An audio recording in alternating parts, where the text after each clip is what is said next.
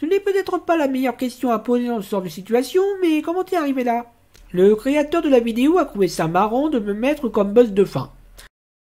Bon, sérieusement, moi aussi je suis fan de Kingdom Hearts et j'ai aussi le pouvoir de l'éveil qui m'a permis d'arriver en avance. J'avais calculé que j'aurais le temps de critiquer la saison 4 de Black Cell et de décoller, mais j'ai oublié de tenir compte du changement d'heure. On fait quoi maintenant? On n'a pas le budget pour faire une vraie bataille, mais on ne peut pas non plus te laisser ce vaisseau, sinon Saïd va encore râler pendant 1000 ans. Bon, vous savez, moi je peux me contenter de la base de données, c'est surtout pour ça que la patronne voulait ce vaisseau à la base. Et si ça ne vous dérange pas, je m'installe là pour le téléchargement. Bon ben, c'est parti pour la saison 4.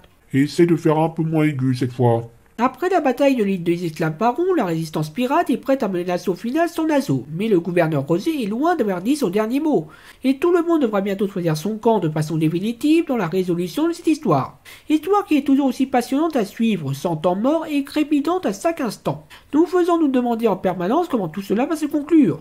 Avec Flynn prêt à tout pour déclencher sa grande guerre contre l'Angleterre, Silver qui n'est pas si sot que ça pour l'affaire, Billy le meilleur des rebelles qui en a un peu marre d'oublier Flynn et Silver, Éléonore qui cherche toujours à réaliser son rêve d'une île de naseaux prospère, Max le cherchant à tirer son épingle du jeu entre ses anciens amis pirates et un commandant de plus en plus autoritaire, Zach Rackham qui tente toujours de se faire un nom, Barbe Noire qui finit d'écrire sa légende, les Espagnols qui viennent foutre le bordel, et les esclaves qui ont eux aussi leur mot à dire sur tout ça.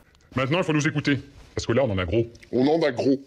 Si vous avez lu ou vu une version de l'île au trésor, sauf celle de Disney bien sûr, ou que vous y connaissez en histoire, vous avez déjà une vague idée sur comment tout ça va se finir. Ce qui était mon cas, je savais que John Silver survivrait, que l'île aux squelettes serait le lieu du dernier acte, et que les Anglais reprendraient Nassau d'une façon ou d'une autre. En revanche, je n'étais pas certain que ça finirait bien ou pas pour la majorité du casting, et même si pour certains je trouve qu'ils en sortent un peu trop bien, je suis satisfait de la fin qu'on nous a donnée, pas totalement amère, pas totalement positive, un bon compromis en soi, bien plus acceptable que celle de Game of Thrones.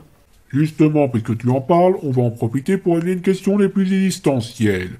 Black Cell est-elle une meilleure série que Game of Thrones? La réponse est à la fois positive et négative. Négative, car Game of Thrones est un univers plus riche, servi par les livres de George R. Martin et les nombreux personnages qu'il a créés, une mise en scène cinématographique, des batailles dantesques, une représentation de la lutte pour le pouvoir au sein d'un Moyen-Âge aussi fantasmé que réaliste dans son traitement, et qui a prouvé que la télévision pouvait faire aussi bien que Hollywood.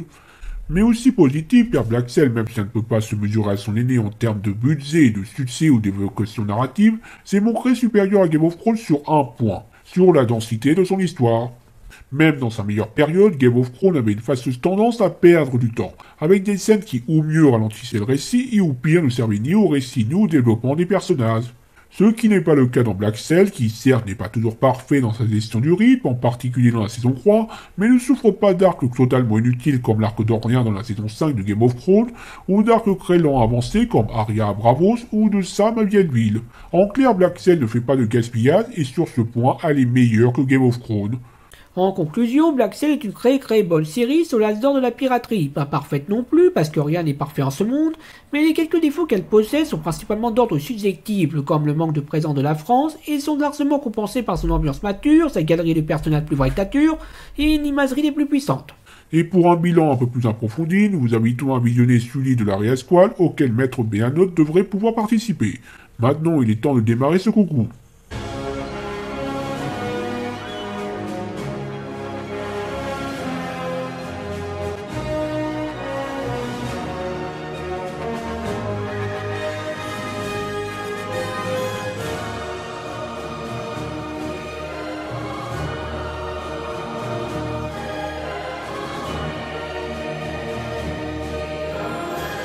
Ah, attendez, on n'aurait pas oublié quelqu'un, hein? Ah, mon heure est arrivée, je vais leur montrer que mon personnage n'est pas inutile.